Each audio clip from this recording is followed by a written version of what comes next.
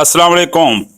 Icom part 2 accounting के subject के एक नए chapter formation of partnership business accounting के साथ आपके सामने आज के इस वीडियो में हम एक न्यू चैप्टर स्टार्ट करेंगे जो हमारे एग्जाम में कॉमनली फॉर्मेशन के नाम से आता है, लेकिन इसका फुल नेम है फॉर्मेशन ऑफ पार्टनरशिप बिजनेस। तो जैसे नाम से जाहिर है, फॉर्मेशन का मतलब होता है कयाम, यानी कि कायम करना। फॉर्मेशन का मतलब क्या होता है? किसी चीज को स्टैब्लिश करना, किसी चीज को बनाना। फॉर्मेशन ऑफ यानी कि का, पार्टनरशिप का मतलब होता है शराकतदारी और बिजनेस यानी कि कारोबार। मतलब यह हुआ कि शराकतदारी कारोबार के कयाम के हवाले से इस चैप्टर में बात की जाएगी। तो चलें बाकायदा स्टार्ट करते हैं। इस चैप्टर में हमें यह बताया जा रहा है कि इन पार्टनरशिप फॉर्मेशन यानी कि पार्टनरशिप के कयाम में टू और मोर, दो या उससे ज्यादा, मैक्सिमम 20, यानी कि एक पार्टनरशिप बिजनेस में कम से कम 2 और ज्यादा से ज्यादा 20 अफराद पार्टनर होते हैं। यह बेसिक बात हमें पता है। तो उसी हवाले से बात की जा रही है कि 2 और more person join together to start a business, यानी कि पार्टनरशिप फॉर्मेशन में 2 या 2 से ज्यादा अफराद मिलकर एक पार्टनरशिप बिजनेस स्टार्ट करते हैं। They sign a written partnership agreement in which terms and conditions are set regarding the activities of partnership business। आगे चल के ये बताया जा रहा है कि इस पार्टनरशिप के कयाम में तमाम पार्टनर्स एक रिटर्न पार्टनरशिप एग्रीमेंट को साइन करते हैं, यानी कि एक तहरीरी मुआहदा पार्टनरशिप बिजनेस के बीच में, पार्टनर्स के बीच में होता है। उस मुआहदे में टर्म्स एंड कंडीशन यानी कि शराइत को तय किया जाता है, शराइत को सेट किया जाता है। किससे मुतालिक? Regarding the activities of partnership business, यानी कि पार्टनरशिप बिजनेस को कैसे चलाया जाएगा, पार्टनर्स की क्या राइट्स होंगे, पार्टनर्स की क्या ऑब्लिगेशन, क्या जिम्मेदारियां होंगी। ये बात सारी उस पार्टनरशिप एग्रीमेंट के अंदर क्या की जाती हैं? सेट की जाती हैं। और इस तरीके से पार्टनरशिप बिजनेस का कयाम हो जाता है और अपने पार्टनरशिप के एग्रीमेंट के हिसाब से पार्टनर अपनी अपनी ड्यूटीज अंजाम देते हैं। अच्छा, अगर मैं आपके आईकॉम अकाउंटिंग के फॉर्मेशन के चैप्टर के हवाले से बात करूं तो हमारे चैप्टर की जो आउटलाइन है, हमारे एग्जाम में जो चीजें हमसे पूछी जा सकती हैं, तो स्टूडेंट हमारे 2 रिक्वायर्ड हैं। इस चैप्टर से रिलेटेड हमारे जस्ट 2 ही रिक्वायर्ड होते हैं। कभी कभार एग्जामिनर इन दोनों रिक्वायर्ड को टेस्ट कर लेता है या फिर कभी कभार एग्जामिनर कोई एक रिक्वायर्ड मांग लेता है। जैसे कि अब 2 रिक्वायर्ड कौन से होंगे?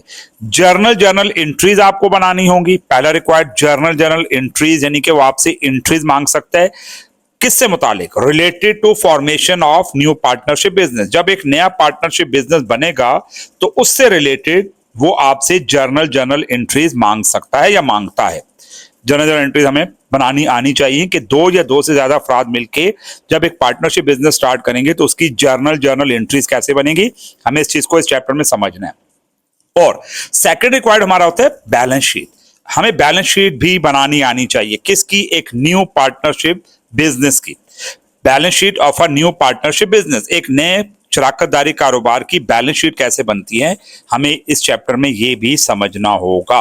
तो फॉर्मेशन ऑफ पार्टनरशिप के बेसिकली 2 ही रिक्वायर्ड होते हैं, जर्नल एंट्रीज और बैलेंस शीट। बहुत सिंपल सा चैप्टर है और बड़ा ही इजी चैप्टर है। इंशाल्लाह हम इसको बहुत जल्दी अपनी वीडियोस में कवर कर लेंगे। अच्छा, बाकायदा चैप्टर को स्टार्ट करते हैं। हमारे एग्जाम में स्टूडेंट फॉर्मेशन से रिलेटेड जो क्वेश्चन आते हैं एग्जाम में, वो इन 2 टाइप्स में से कोई एक टाइप हो सकती है।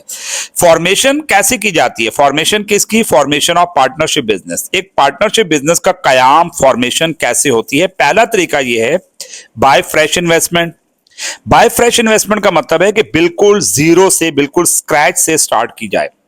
मतलब एक पार्टनरशिप बिजनेस को बिल्कुल नए सिरे से बनाया जाए। हमारे एग्जाम में इससे रिलेटेड भी क्वेश्चन आता है, या फिर क्वेश्चन हमारे एग्जाम में इस तरह का भी आता है कि ऑलरेडी 2 बिजनेस चल रहे हैं, पहले से 2 बंदे अपना अलग अलग बिजनेस चला रहे हैं। बाद में उन्होंने सोचा कि यार हम अलग अलग बिजनेस नहीं करते, बल्कि हम एक काम करते हैं, दोनों मर्ज हो जाते हैं और एक पार्टनरशिप बिजनेस को स्टार्ट करते हैं। तो उन्होंने क्या किया? अपने रनिंग बिजनेस को, अपने चलते हुए कारोबार को क्या कर लिया स्टूडेंट? मर्ज कर लिया, मिला लिया, यानी कि एक हो गए। पहले वो अलग अलग 2 बंदे थे, अलग अलग बिजनेस कर रहे थे, बाद में उन्होंने क्या कर लिया? आपस में मर्जर कर लिया, आपस में मिल गए, अपने रनिंग बिजनेस को एक कर दिया। जो 2 अलग अलग बिजनेस थे उनको एक बिजनेस की शक्ल दे दी, एक पार्टनरशिप की शक्ल दे दी। ठीक है, एक तरीका तो ये हो गया चलते हुए कारोबार। और पहला जो मैंने आपको बताया था कि बाय फ्रेश इन्वेस्टमेंट, यानी कि बिल्कुल जीरो से स्टार्ट किया जाएगा। हमारे एग्जाम में इनमें से दोनों में से कोई एक टाइप ही आती है। ज़ाहिर एक क्वेश्चन फॉर्मेशन का आता है, दोनों में से कोई एक टाइप आ जाएगी। या तो एग्जामिनर आपको कहेगा कि भाई आप मुझे ये क्वेश्चन सॉल्व करके दें जिसमें बिल्कुल फ्रेश इन्वेस्टमेंट की जा रही, बिल्कुल जीरो से स्टार्ट किया जाएगा। या फिर एग्जामिनर हमें ये भी कह सकता है कि भाई दो बिजनेस अलग से चल रहे हैं, अलग अलग बिजनेस है, उनको मर्ज करके एक पार्टनरशिप बिजनेस की शक्ल में वो लाना चाह रहे हैं पार्टनर्स, तो आप उनकी एंट्रीज बनाएं और बैलेंस शीट बनाएं। तो मैं इंशाल्लाह आपको अपनी इन वीडियोस में दोनों तरह के क्वेश्चन स्टार्ट करवाऊंगा। तो इस वीडियो के अंदर आज हम अपने एग्जाम में आए हुए 2011 रेगुलर क्वेश्चन नंबर 4 को डिस्कस करेंगे और इस क्वेश्चन का ताल्लुक fresh investment of partnership business से है। बिल्कुल जीरो से पार्टनरशिप बिजनेस स्टार्ट किया गया। तो चलें स्टार्ट करते हैं। I come part 2 2011 regular question number 4। Shahrukh and Shahzeb formed the partnership on January 1, 2007। हमें बताया गया है कि दो पार्टनर्स हैं, एक शाहरुख और एक शाहजेब। उन्होंने फॉर्म किया, उन्होंने बनाया क्या, a partnership business on January 1, 2007। उन्होंने अपने बिजनेस का स्टार्ट किया जनवरी 1, 2007 को शाहरुख और शाहजेब ने।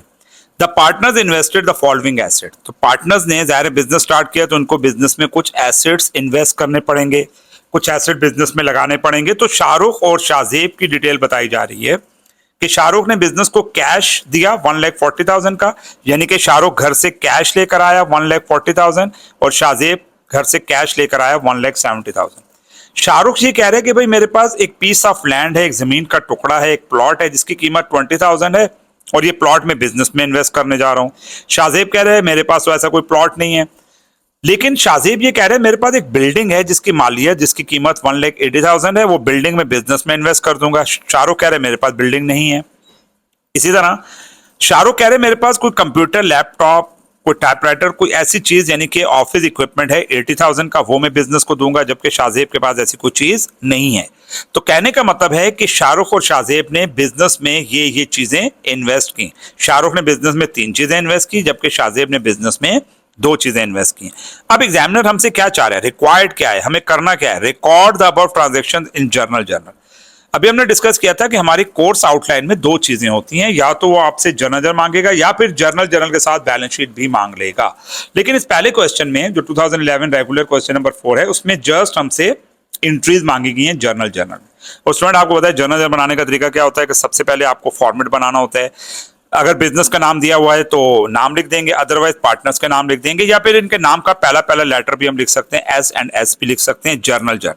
ठीक। और उसके बाद date, particular, post reference, debit, credit, ये आपको फॉर्मेट बनाना है। अब जरा आपने समझना है कि चीजें कैसे होंगी।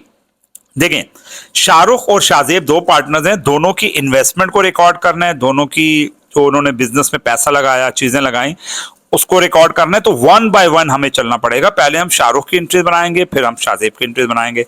तो अब जरा सोचें कि शाहरुख बिजनेस को क्या दे रहे हैं। अब एक बात याद रखिएगा कि आप जब एंट्रीज बनाने जाएं इस चैप्टर में, फॉर्मेशन में, तो आपको हर चीज बिजनेस के एंगल से देखनी है, हर चीज को बिजनेस की नजर से देखना है, हर चीज को बिजनेस के पॉइंट ऑफ व्यू से चेक करना है कि बिजनेस इस चीज को कैसे लेगा।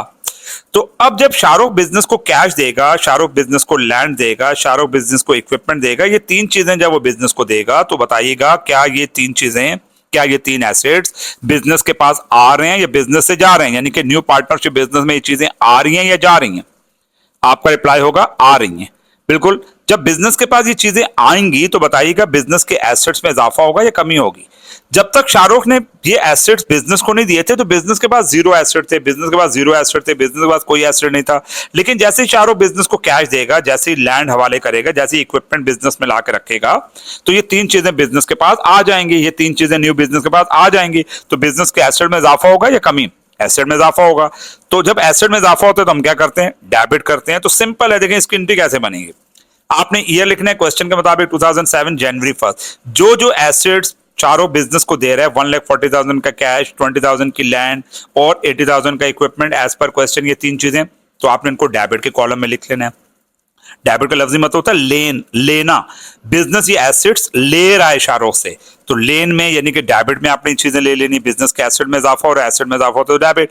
अच्छा, जब बिजनेस के एसेट में इजाफा होगा तो शाहरुख को रिटर्न में क्या मिलेगा। शाहरुख जब बिजनेस को एसेट देगा तो उसके बदले में बिजनेस शाहरुख को क्या देगा, उसके बदले में बिजनेस शाहरुख को मलकियत देगा, बिजनेस शाहरुख को हक देगा अपने ऊपर, बिजनेस शाहरुख को ओनरशिप देगा कि भाई आपने मुझे ये 3 चीजें दी हैं। बिजनेस ये कह रहा है कि आपने मुझे ये 3 चीजें दी हैं, आपने मुझे 2,40,000 की ये चीजें दी हैं, तो आपकी मलकियत मुझ पर 2,40,000 से बढ़ गई, आपकी इन्वेस्टमेंट बढ़ गई, आपका कैपिटल बढ़ गया।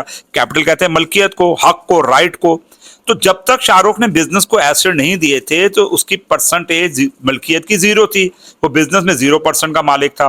लेकिन जैसे ही उसने 2,40,000 के एसेट दिए तो उसकी मलकियत 0 से कितने पे चली गई, 2,40,000 पे चली गई। शाहरुख की मलकियत 0 से कितने पे चली गई, 2,40,000 पे चली गई। तो उसकी मलकियत 0 से जब 240 पे गई तो मलकियत यानी कि कैपिटल बढ़ा या कम हुआ, कैपिटल बढ़ा। और कैपिटल जब बढ़ता है तो क्रेडिट करते हैं। तो आपने इन तीनों के एसेट्स, ये तीनों एसेट्स को डेबिट करना है शाहरुख के, और शाहरुख की कैपिटल को क्रेडिट कर देना है। बिजनेस के पास एसेट्स आ रहे हैं, बिजनेस के एसेट्स बढ़ रहे हैं, शाहरुख की मलकियत बढ़ रही है। एसेट बढ़ते हैं तो डेबिट करते हैं, मलकियत बढ़ती है यानी कि कैपिटल बढ़ता है तो क्रेडिट करते हैं।